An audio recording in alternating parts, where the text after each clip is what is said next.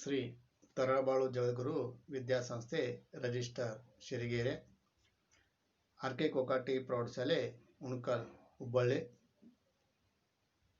सभी पूज्य गुरुवर जी को प्रणाम करता हूँ। बच्चों, आज हम एक पाठ के बारे में अध्ययन करेंगे।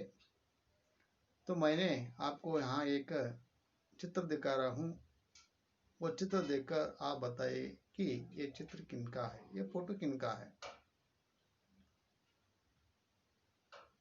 ठीक है, कन्नड़ में सालुमरु तिम्मक्का है ना, कर्नाटक में उनका ये जो फोटो है। तो आज हम आपके जो वृक्ष प्रेमी तिम्मक्का जो पाठ है, इस पाठ के बारे में अध्ययन करेंगे। तो सभी किताब निकालिए और देखिए पाठ वृक्ष प्रेमी तिम्मक्का। इस पाठ में सालुमरु तिम्मक्का के अमूल्य पर्यावरण प्रेम का परिचय दिया गया है, जिससे बच्चे पर्यावरण की रक्षा करने में अपना निष्ठापूर्ण सहयोग दे सकते हैं।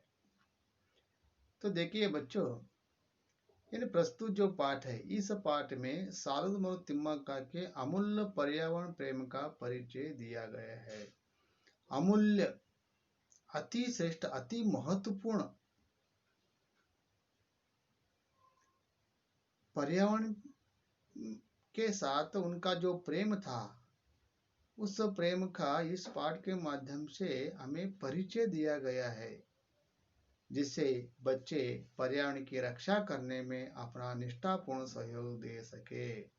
इन्हें उनका परिचय देकर, उनका परिचय से बच्चे पर्यावरण की रक्षा करना सीख सकते हैं या पर्यावरण की रक्षा के बारे में जानकारी प्राप्त करते हैं और अपने निष्ठापूर्ण सहयोग दे सकते हैं।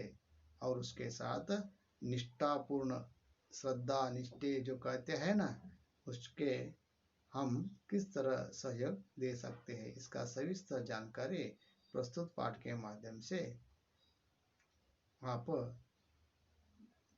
जानकारी प्राप्त कर सकते हैं। तो देखिए बच्चों, ಪ್ರಸ್ತುತ ಒಂದು ಏನು ಸಾಲುಮರु ತಿಮ್ಮಕ್ಕ ಏನು ಪಾಠದ ತಿಮ್ಮಕ್ಕ ಅವರು ಒಂದು ಅಮೂಲ್ಯವಾದಂಥ ಪರ್ಯಾವರಣ ಜೊತೆಗೆ ಪ್ರೇಮ, ಆ ಒಂದು ಸುಂದರ ಪರಿಚಯ ಪ್ರಸ್ತುತ ಪಾಠ ಮೂಲಕ ನಮಗೆ ತಿಳಿಸ್ಕೊಡ್ತಾ ಇದ್ದಾರೆ। ಅಷ್ಟೇ ಅಲ್ಲ, ಈ ಒಂದು ವೃಕ್ಷ ಪ್ರೇಮಿ ತಿಮ್ಮಕ್ಕ ಏನು ಪಾಠದ, ಈ ಪಾಠದಿಂದ ಮಕ್ಕಳು ಪರ್ಯಾವರಣ ರಕ್ಷಣೆ ಯಾವ ರೀತಿ ಮಾಡಬೇಕು, ಆಮೇಲೆ ನಿಷ್ಠೆ ಮತ್ತು ಶ್ರದ್ಧೆಯಿಂದ ಯಾವ ರೀತಿ ನಾವು ಸಹಯೋಗವನ್ನು ಮಾಡಬೇಕು, ಅದೆಲ್ಲ ಸುಂದರ ಸವಿಸ್ತಾರ ಮಾಹಿತಿ ಈ ಒಂದು ಪಾಠದ ಮೂಲಕ ನಾವು ತಿಳ್ಕೋಬಹುದು। तो तिम्मक्का का परिचय। सालुमरु तिम्मक्का का नाम आज कर्नाटक के कोने कोने में व्याप्त है। कर्नाटक सरकार ने उन्हें इतने सारे पुरस्कारों से सम्मानित किया गया है कि समाज सेवा के क्षेत्र में यह मिसाइल बन गई है। इस आदर्श महिला के जीवन के बारे में हम कितना जानते हैं? आइए ग्रामीण प्रदेश के गरीब परिवार में जन्म लेने वाली एक अनपढ़ महिला के उदात्त व्यक्तित्व एवं कार्य का परिचय पावे।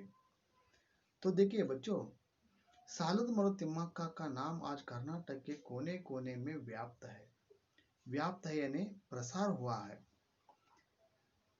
जो तिम्मक्का का जो नाम है, आज हमारे जो कर्नाटक जो प्रदेश है, इस कर्नाटक प्रदेश के कोने कोने में प्रति हर एक गांव में उनका नाम का प्रसार हो गया है।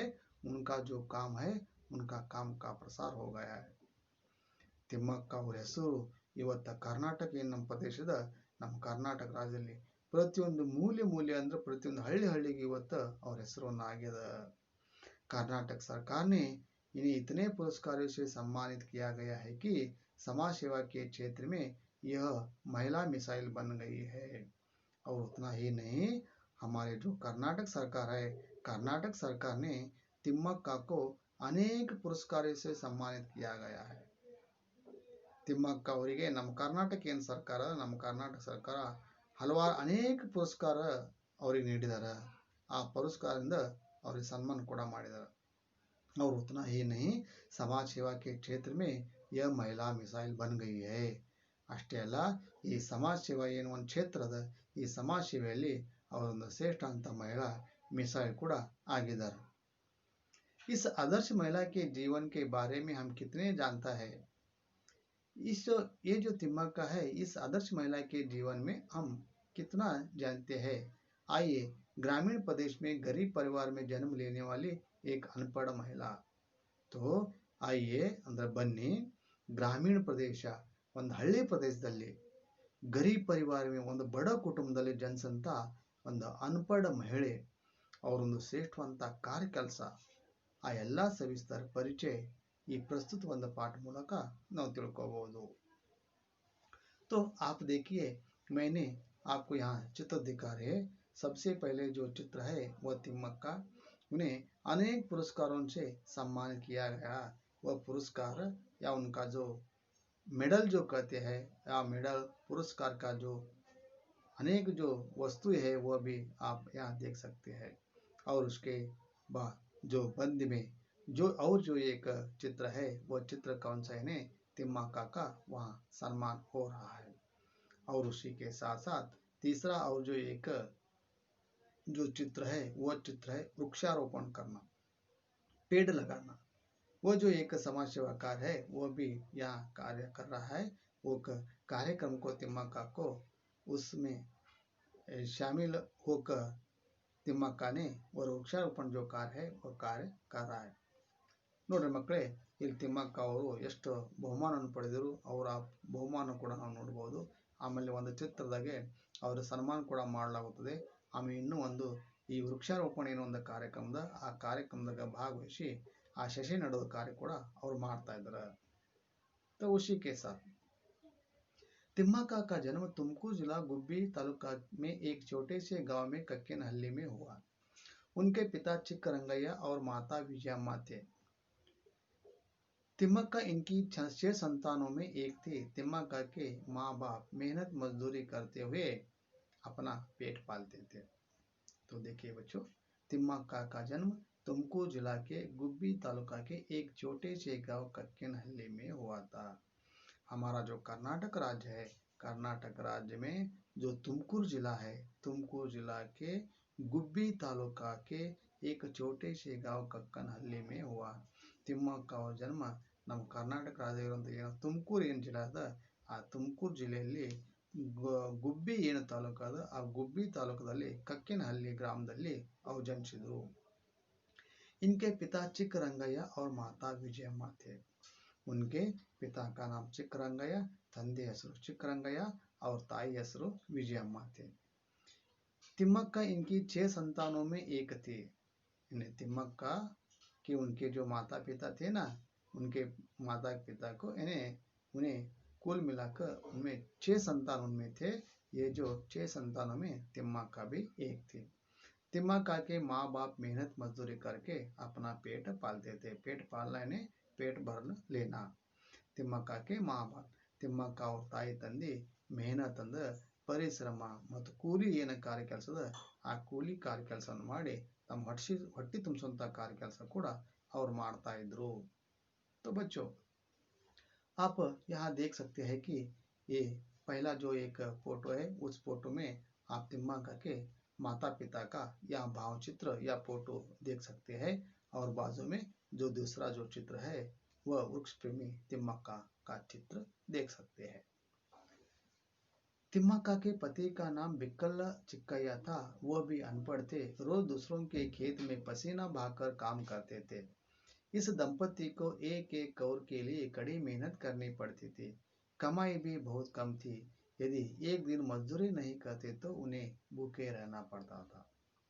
तो आपने पहले या तिम्मक्का के माता पिता का नाम, उनका जो काम था उसके बारे में हमने जानकारी लिया गया। अब उनके पति के बारे में हम अध्ययन करेंगे। तिम्मक्का के पति का नाम बिक्कल चिक्कಯ್ಯ था। ತಿಮ್ಮಕ್ಕ ಪತಿಯೇ ಗಂಡ, ಅವರ ಗಂಡನ ಹೆಸರು ಬಿಕ್ಕಲ್ ಚಿಕ್ಕಯ್ಯ ಇತ್ತು। वे भी अनपढ़ थे। वो भी शिक्षा नहीं प्राप्त किए थे, वह भी अनपढ़ थे, ಅವರು ಕೂಡ अनपढ़ ಆಗಿದ್ರು। रोज दूसरों के खेत में पसीना बहाकर काम करते थे। पसीना बहाना यानी बहुत परिश्रम करना। मुहावरों का अर्थ बताइए। इस तरह आपको यहाँ प्रश्न पूछा जाता है। तो पसीना बहाना यानी बहुत परिश्रम करना। रोज ಪ್ರತಿದಿನ दूसरों के खेत में ಬೇರೆಯವರ ಹೊಲದಲ್ಲಿ ಬಹಳಷ್ಟು ಕಷ್ಟಪಟ್ಟು ಅಂದ್ರೆ ಬಹಳ ಶ್ರಮ ಕೂಡ ಅವ್ರು ಪಡ್ತಾ ಇದ್ರು, ಶ್ರಮ ಪಟ್ಟು ಆ ಕೆಲಸ ಮಾಡ್ತಿದ್ರು, ಅಂದ್ರೆ ಸಾಕಷ್ಟು ಬೆವನೀರು ಕೂಡ ಅವ್ರು ಸುರಿಸ್ತಾ ಇದ್ದಾರೆ ಅಂತ ಹೇಳಿ ಹೇಳ್ತಾರೆ। इस दंपति को एक एक और के लिए कड़ी मेहनत करनी पड़ते थे।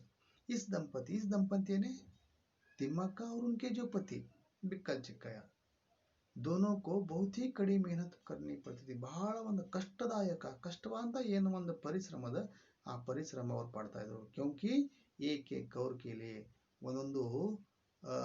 ಒಂದೊಂದು ಏನು ಹಣ ಅಂತೇವೆ ನಾವು, ಒಂದೊಂದು ನಾಣ್ಯಗಳಿಗೆ ಅಂದ್ರೆ ಸಾರಿ ಏನಂತೇವೆ ಒಂದು ಪೈಸಾ ಕಾಲ ಕೂಡ ಅವರು ಸಾಕಷ್ಟು ಕಷ್ಟವನ್ನು ಪಡ್ತಾ ಇದ್ರು। ಕಮಾಯಿ ಬಿ ಬಹುತ್ ಕಮ್ ಥಿ, ಆಮೇಲೆ ಅವರು ದುಡಿಮೆ ಕೂಡ ಬಹಳಷ್ಟು ಕಡಿಮೆ ಇತ್ತು ಅಂತೇಳಿ ಹೇಳ್ತಾರೆ। यदि एक दिन मजदूर नहीं करते तो उन्हें भूखे रहना पड़ता था। अगर एक दिन वह काम नहीं करते थे या एक दिन वह दूसरों के खेत में काम करने नहीं गए तो उन्हें भूखे रहना पड़ता था। ನೋಡ್ರಿ ಮಕ್ಕಳೇ, ಒಂದು ದಿವಸ ಅವ್ರು ಏನು ಕೆಲಸ ಹೋಗ್ಲಿಂದ ಅವತ್ತಿನ ದಿವಸ ಅವ್ರ ಹೊಟ್ಟೆ ತುಂಬುತ್ತಿರಲಿಲ್ಲ, ಅದಕ್ಕೆ ಅವರು ಬಹಳಷ್ಟು ಕಷ್ಟ ಕೂಡ ಪಡ್ತಾ ಇದ್ರು ಅಂತ ಹೇಳಿ ಹೇಳ್ತಾ ಇದ್ರು। तो उसी के बाद तिम्मक्का निसंतान थे, पति पत्नी बच्चों के लिए तरस जाते थे। अंत में उन्होंने एक बच्चे को गोद लिया। दत्तक पुत्र के सगे माँ बाप को लोगों की कटु निंदा सुनना पड़ी।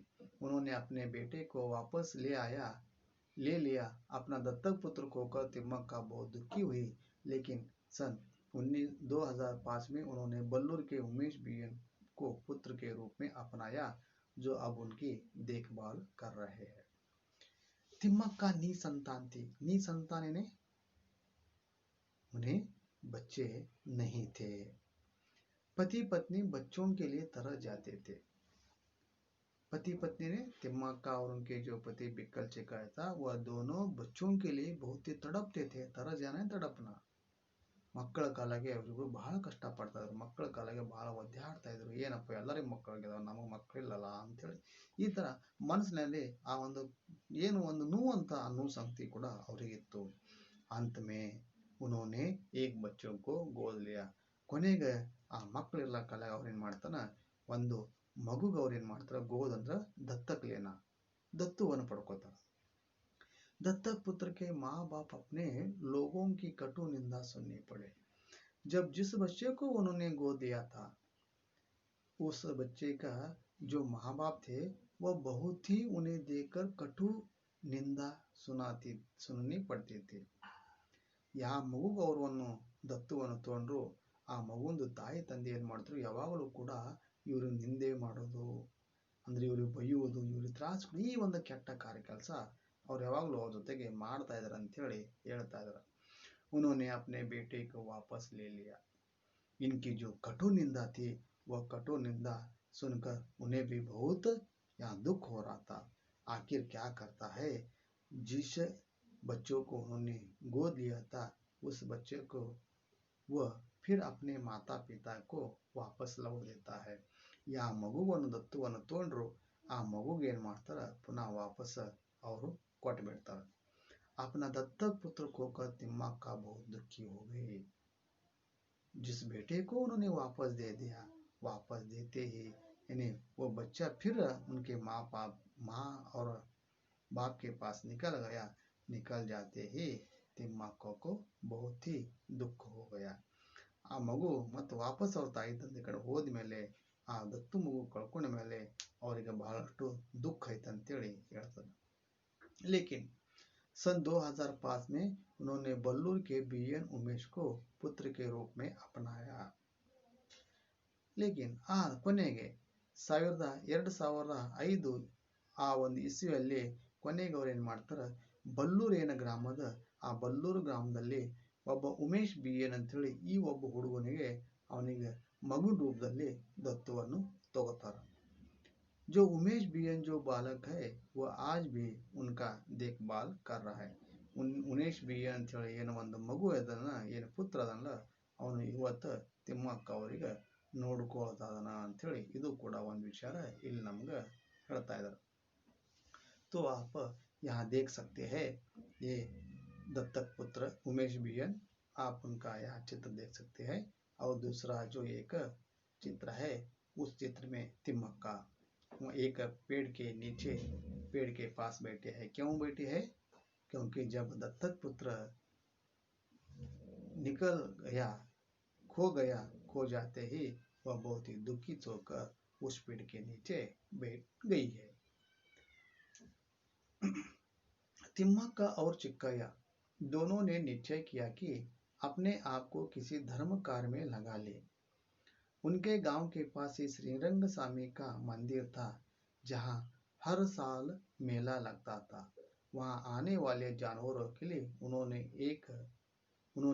पीने के पानी का इंतजाम किया। तो देखिए, तिम्मक्का और चिक्कैया दोनों ने निश्चय किया कि अपने आप को किसी धर्म कार्य में लगा ले। उसके बाद तिम्मक्का और उनके जो पति बिक्कल चिक्कैया थी, दोनों ने एक बड़ा निश्चय लिया। ತಿಮ್ಮಕ್ಕ ಮತ್ತು ಅವ್ರ ಗಂಡ ಏನು ಬಿಕ್ಕಲ್ ಚಿಕ್ಕ ಇದ್ರು, ಇಬ್ರು ಏನ್ ಮಾಡ್ತಾರೆ, ಒಂದು ದೊಡ್ಡ निश्चय ಮಾಡ್ತಾರೆ, निर्णय तोತಾರೆ। ಏನಪ್ಪಾ ಅಂದ್ರೆ अपने आप को किसी धर्म कार्य में लगा ले। अब हमें कोई भी एक जो धर्म कार्य होते हैं ना, धर्म कार्य हमें करना है। ಅವಾಗ ಏನ್ ನಿಶ್ಚಯ ತಗೊಂಡ್ರೆ, ನಾವು ಇವಾಗ ಯಾವುದೋ ಒಂದು ಧರ್ಮ ಏನ ಕಾರ್ಯ ಕೆಲಸದ ಆ ಧರ್ಮ ಕಾರ್ಯ ಕೆಲಸ ಇವತ್ತು ನಾವು ಶುರು ಮಾಡಬೇಕು, ಅದರಲ್ಲಿ ನಾವು ಇವತ್ತು ಮುಂದುವರಿಬೇಕಂತ ಹೇಳ್ತಾರೆ। ಯಾವುದಪ್ಪ ಅಂತ धर्म कार्य? उनके गांव के पास श्रीरंग स्वामी का मंदिर था, जहाँ हर साल मेला लगता था। उन्होंने जो धर्म कार्य करने का जो निश्चय किया ना, वह कौन सा धर्म कार्य कर रहे हैं कि उनके गांव के पास और हतरा एक श्रीरंग स्वामी का मंदिर था।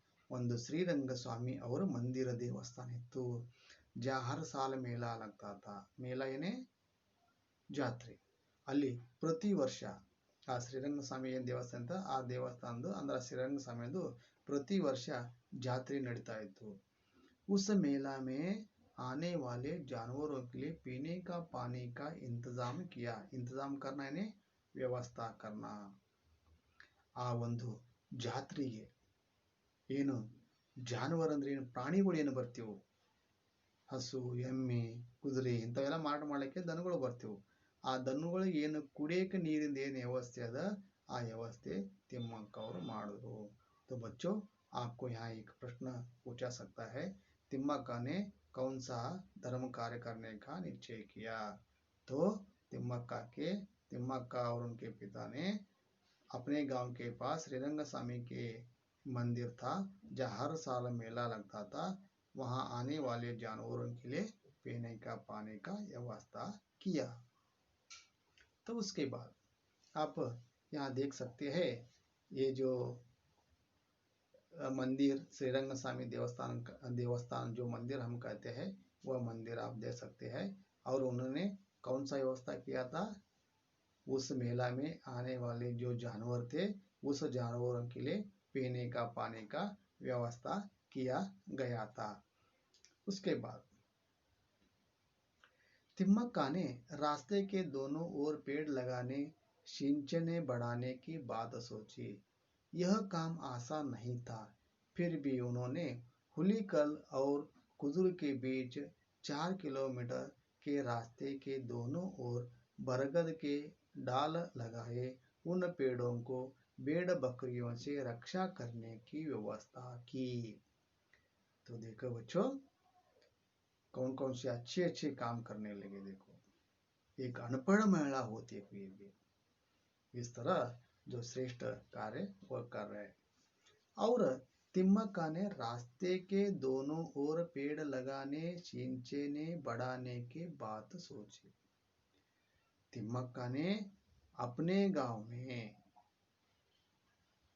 जो रास्ता होती है ना, जो गांव एक गांव को दूसरे गांव को जाने के लिए जो रोड होती है ना, जो रास्ता होती है ना, उन रास्ते के दोनों ओर पेड़ लगाने का विचार किया। ಮಕ್ಕಳೇ ನೋಡಿ, ಅಂತ ಒಂದು ಬಡ ಕುಟುಂಬದ ಅಂತ ಒಂದು ಅಣಪಣ ಮಹಿಳೆ ಆದರೂ ಕೂಡ ತಿಮ್ಮಕ್ಕ ಅವರು ಎಂತ ಒಂದು ವಿಚಾರ ಮಾಡ್ತಾರೆ ಅಂದ್ರೆ, ಅವ್ರ ಊರಿಂದ ಅಂದ್ರೆ ಒಂದು ಊರಿಂದ ಒಂದು ಊರಿಗೆ ಹೋಗಲಿಕ್ಕೆ ಏನು ರೋಡ್ ಇರ್ತಾವಲ್ಲ, ಆ ರೋಡ್ ಎರಡೂ ಬದಿಗೆ ಗಿಡವನ್ನು ಹಚ್ಚಂತ ಒಂದು ಕಠೋರವಾದಂಥ ಕಾರ್ಯ ಕೆಲಸ, ಒಂದು ಕಷ್ಟವಾದಂಥ ಕಾರ್ಯ ಕೆಲಸ ಕೂಡ ಅವ್ರು ಮಾಡಲಿಕ್ಕೆ ಮುಂದಾಗ್ತಾರೆ. सिंचने सिंचने ने उस पेड़ को पानी देने का. ಏನ ಗಿಡ ಹಚ್ಚದ್ರಲ್ಲ ಆ ಸಸಿ ಹಚ್ಚಿದ್ರ ಅದಕ್ಕೆ ನೀರು ಹಾಕುವಂತೂ ಕೂಡ ಕಾರ್ಯ ಕೆಲಸ ಮಾಡ್ತಾರೆ. ಅವ್ರು ಉಸೆ ಬಡಾನೆಕ್ಕೆ ಬಾದ್ ಸೋಚೆ. ಅಷ್ಟೇ ಅಲ್ಲ, ಆ ಗಿಡಗಳು ಬೆಳೆಸಲಿಕ್ಕೆ ಹಲವಾರು ಅನೇಕ ಕಾರ್ಯ ಕೆಲಸ ಎಲ್ಲ ಕಾರ್ಯ ಕೆಲಸ ಮಾಡೋಂಥ ವಿಚಾರ ಕೂಡ ಅವ್ರು ಮಾಡಿದ್ರು. क्योंकि माता क्या करता है, अपने छोटा बच्चा है तो उस बच्चे को बढ़ाने के लिए जिस तरह उसका पालन पोषण करते हैं ना, उसी तरह तिम्मक्का ने भी क्या किया, उस पेड़ों को बढ़ाने के लिए या उसे ज़्यादा से ज़्यादा पानी देना और जो जो जो खाद्य होती है वह खाद्य डालना, इस तरह का बहुत आसान जो श्रेष्ठ काम है वह श्रेष्ठ काम करने का वह बात सोचती है. यह काम आसान नहीं था. यह काम मैंने पेड़ लगाना, उसे पानी डालना और उस पेड़ को बढ़ाना, ये जो काम है ना, ये काम आसान नहीं था. आसान अंदर ಸುಲಭವಾಗಿರಲಿಲ್ಲ. ಆಸಾನ್ का विलोम शब्द कठिन. ಅದು ಕೆಲಸ ಸುಲಭವಾಗಿರಲಿಲ್ಲ ಅಂತೇಳಿ ಹೇಳ್ತಾರೆ. फिर भी उन्होंने हुलीकल और कुदुर के बीच 4 किलोमीटर रास्ते के दोनों ओर बरगद के डाल लगाए. ಆದರೂ ಕೂಡ ಅವರು ಬೆಳ್ಳಿಲ್ಲ. ಕೊನೆಗೆ ಏನು ಮಾಡ್ತಾರೆ, ಹುಲಿಕಲ್ और ಕುದುರೆ के बीच, ಅವ್ರ ಊರಿಂದ ಏನು ಹುಲಿಕಲ್ ಮತ್ತು ಕುದುರೆ ಏನು ಎರಡು ಊರವ, ಆ ಎರಡು ಊರ ಮಧ್ಯಕ್ಕೆ 4 ಕಿಲೋಮೀಟರ್ ಅಂತರ ಇತ್ತು. ಯಾವ ಎರಡು ಊರು? ಹುಲಿಕಲ್ ಮತ್ತು ಕುದೂರು. ಇವು ಎರಡೇನು ಊರು ಅದಾವಲ್ಲ, ಈ ಎರಡು ಊರ ಮಧ್ಯೆ ಎಷ್ಟು ಕಿಲೋಮೀಟರ್ ಅಂತರ ಇತ್ತು? 4 ಕಿಲೋಮೀಟರ್ ಅಂತರ ಇತ್ತು.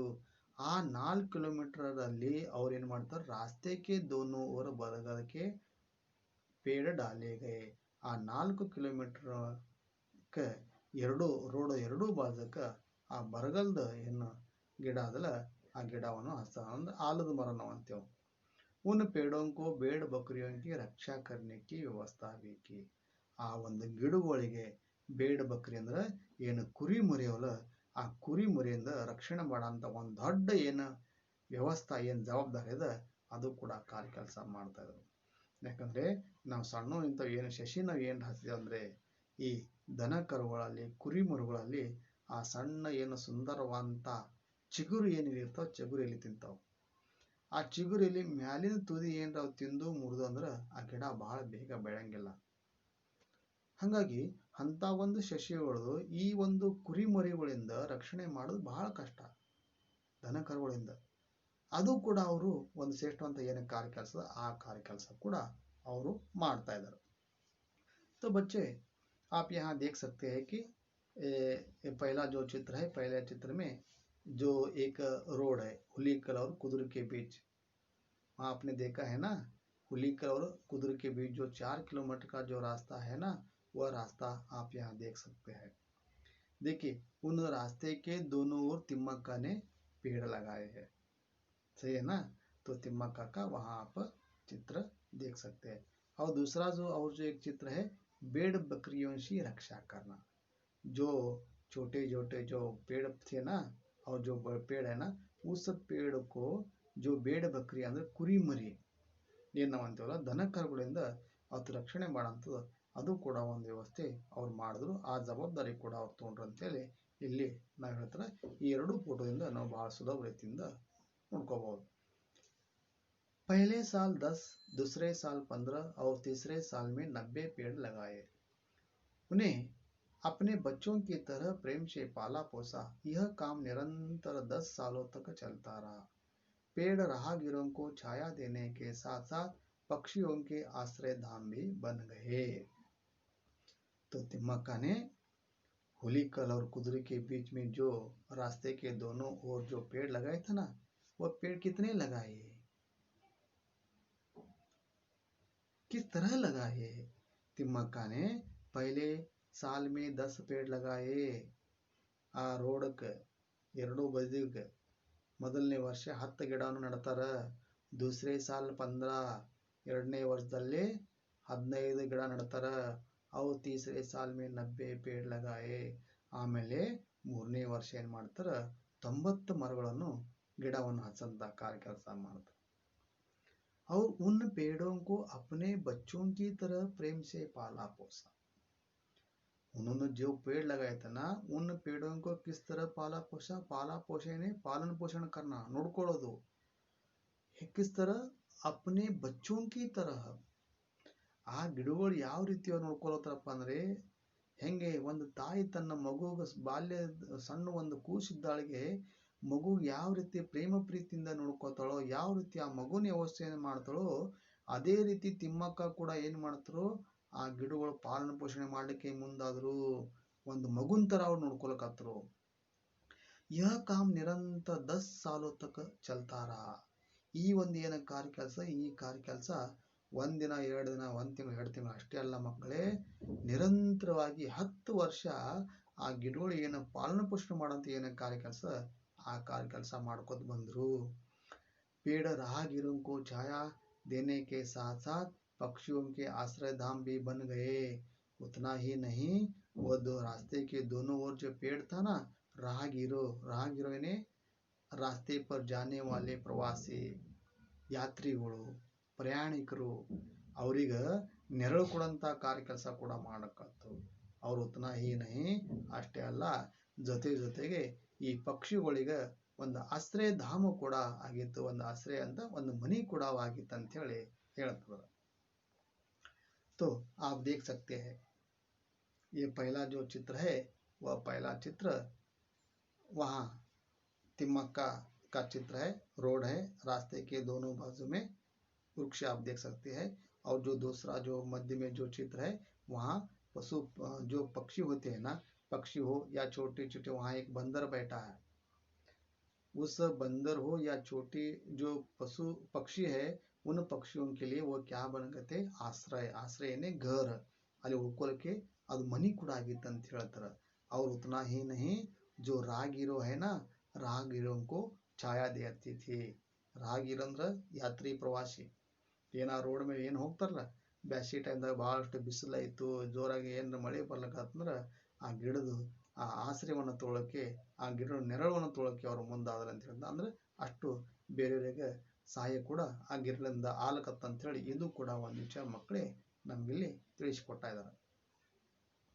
तो मैं आपको यहाँ तिम्मक्का का एक वीडियो मैंने सुनाता हूँ, यानी ऑडियो एक सुनाता हूँ, वो आप सुन लीजिए.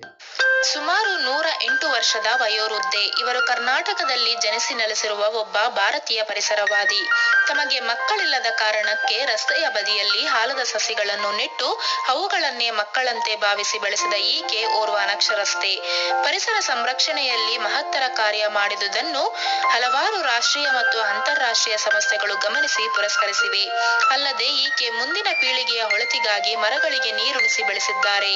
ಅವರ ಈ ಕೆಲಸವನ್ನು ಪರಿಗಣಿಸಿ ಭಾರತದ ರಾಷ್ಟ್ರೀಯ ಪೌರ ಪ್ರಶಸ್ತಿಯನ್ನು ಕೊಟ್ಟು ಸನ್ಮಾನಿಸಲಾಗಿದೆ. ಇವರೇ ವೃಕ್ಷ ಮಾತೆಯಾದ ಸಾಲುಮರದ ತಿಮ್ಮಕ್ಕ.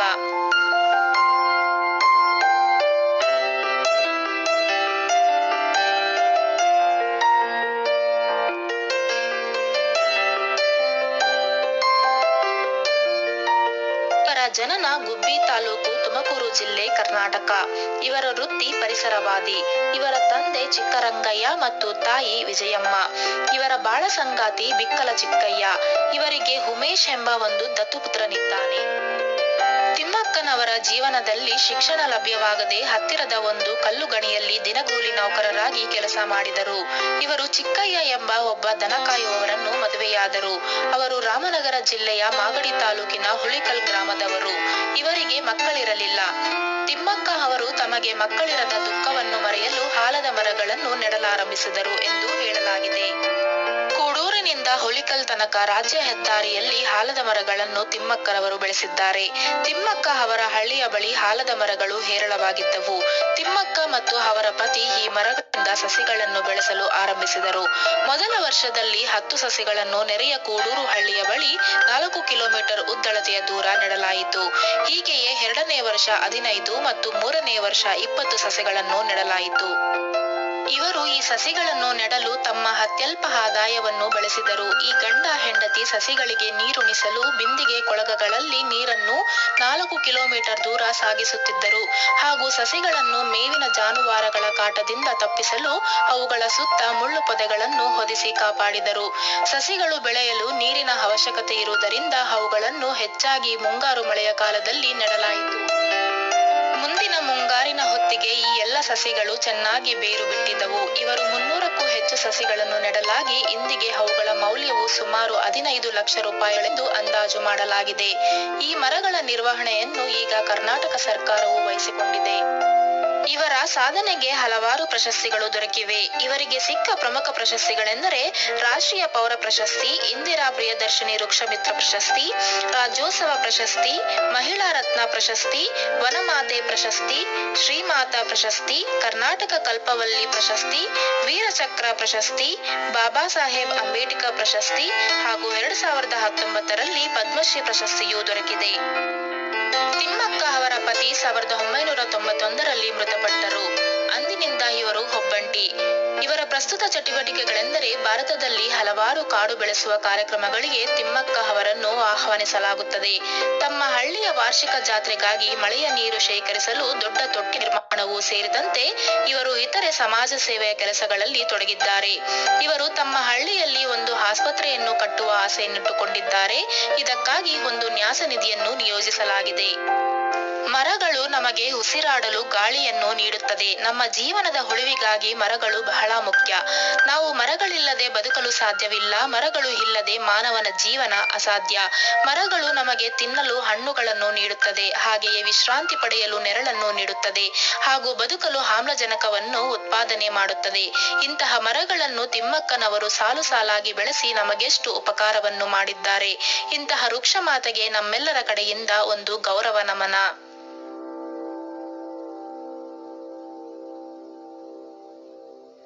तो देखिए बच्चों, हमने वृक्ष प्रेमी तिम्मक्का का जो एक वीडियो था वह वीडियो आपने सुना है। तो आगे का जो पाठ है वह पाठ हम दूसरे अवधि में देखेंगे। तो मैंने आपको आखिर जो एक वीडियो दिखाया उस वीडियो में तिम्मक्का का जो उनके जीवन में जो श्रेष्ठ या महत्वपूर्ण काम किया है उन सभी का जानकारी आपको यहाँ मिल गया है। तो आगे का जो पाठ है उसके बारे में भी हमें यहाँ थोड़ा बार जानकारी मिला है। तो फिर हम जो पाठ है वह पाठ आगे के अध्ययन में या अवधि में देखेंगे। वहीं तक मैं इस अवधि को विराम देता हूँ। फिर एक बार सभी को धन्यवाद।